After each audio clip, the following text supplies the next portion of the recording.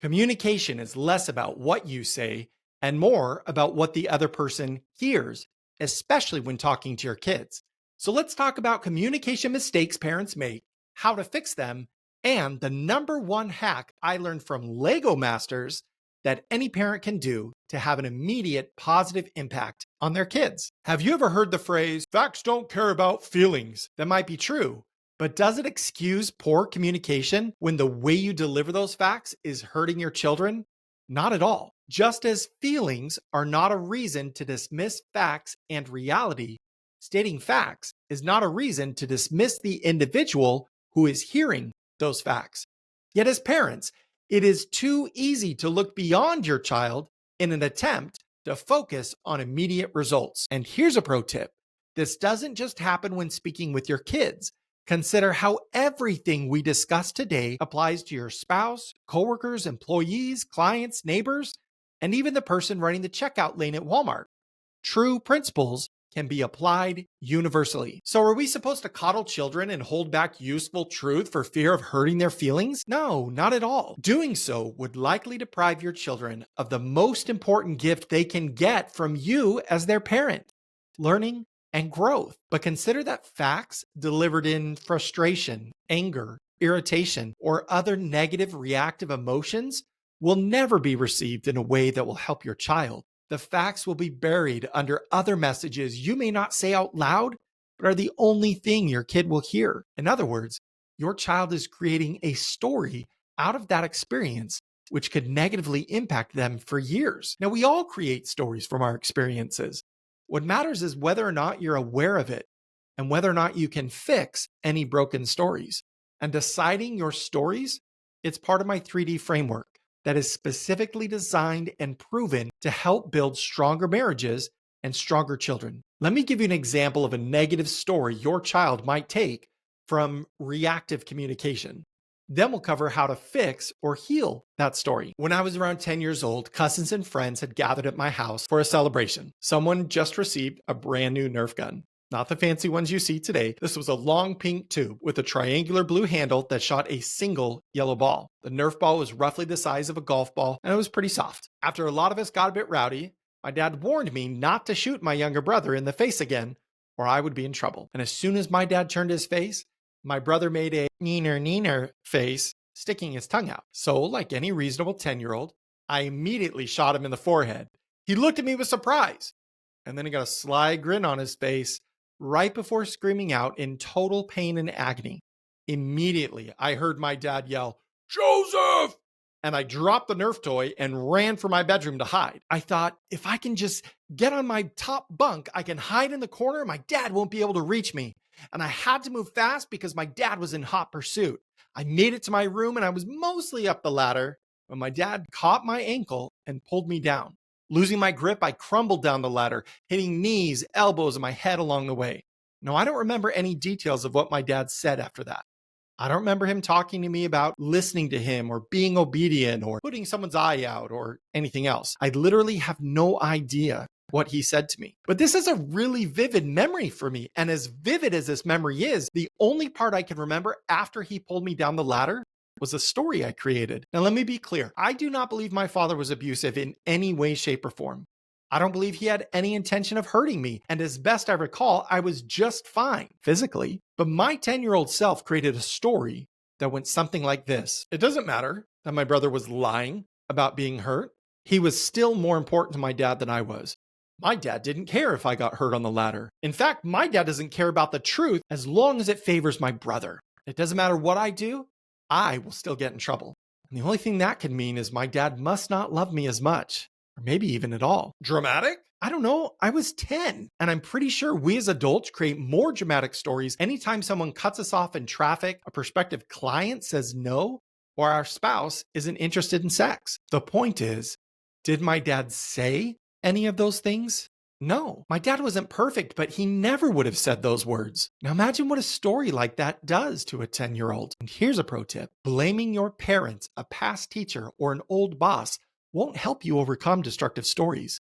They may not have acted in an ideal manner, but I'm still the one that created the story, which means I also have the power to rewrite that story by choosing to see it from a different perspective. What experiences have you had that are similar to my story about the Nerf gun and the ladder? If you take a moment, you can probably think of times when, metaphorically speaking, you were the one falling and times you were the one pulling. So now what? I was 10. What in the world is a 10-year-old supposed to do with a story like that? Do you think I had any idea that first it was just a story I interpreted from the experience, or second, how to let go of thoughts from the story that weren't serving me? I was 10. Of course I didn't, and your kids don't know either. It is not their responsibility, it is yours. And that is a fact that doesn't care about your feelings. But I do, which is why we won't stop there. We need to know how to rewrite stories from your own youth. In fact, I could spend all day on that, and it's one of the most impactful parts of the coaching I do as I help clients build stronger families. But for now, let's focus on how to help your child rewrite negative stories. But first, and this is key for what comes next, Lego Masters is a show my family loves watching together. The things those builders come up with are beyond amazing. And do you know what?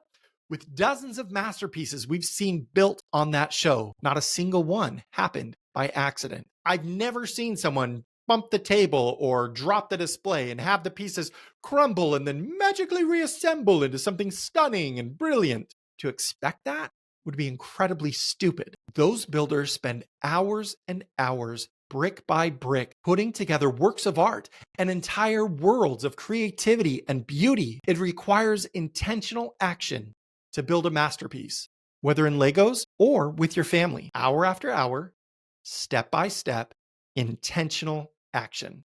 If you want to be a good parent, be intentional. You will make mistakes and you can be intentional in your efforts to fix them. You can be intentional in how you build, protect, serve, and lead your family. You can be intentional in the amount of time, effort, and investment you put towards creating a better present and future for your marriage and children. And only you can make that choice.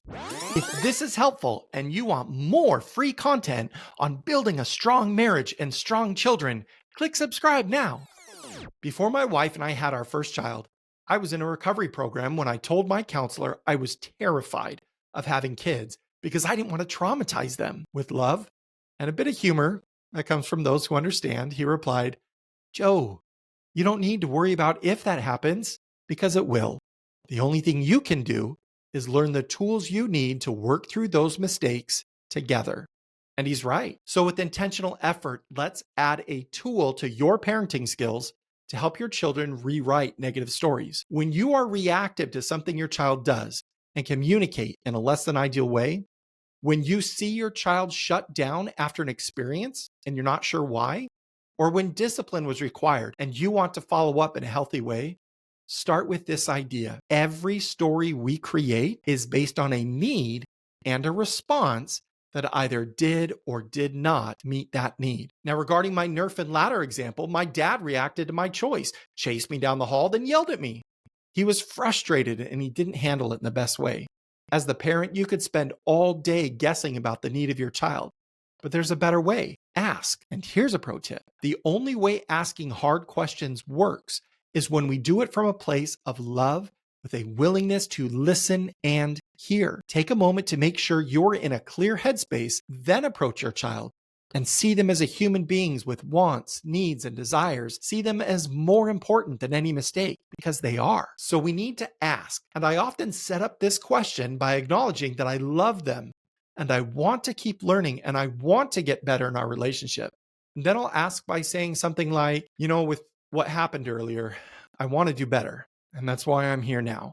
What did you need from me when that was happening? And then listen.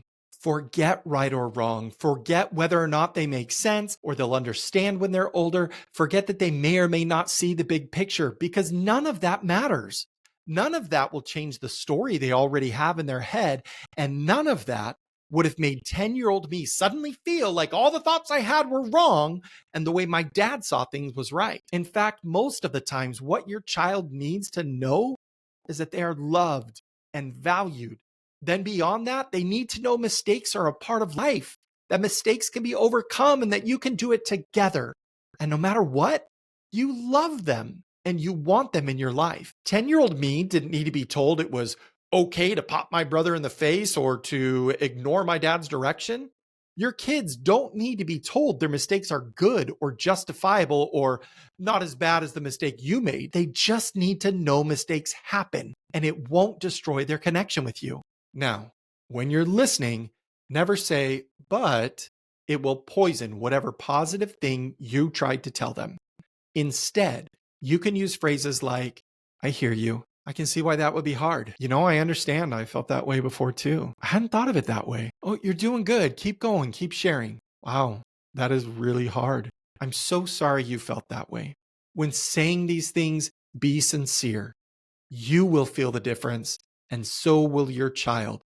And step by step, brick by brick, you will build the most important masterpiece of your life. It's a process, and it's worth it. Start this practice today. You may be surprised how powerful the impact can be. And check out this video for another simple way to empower your kids. I'll show you how to maximize their creative energy as you teach them life skills in a way they'll actually enjoy. Till next time, keep moving forward.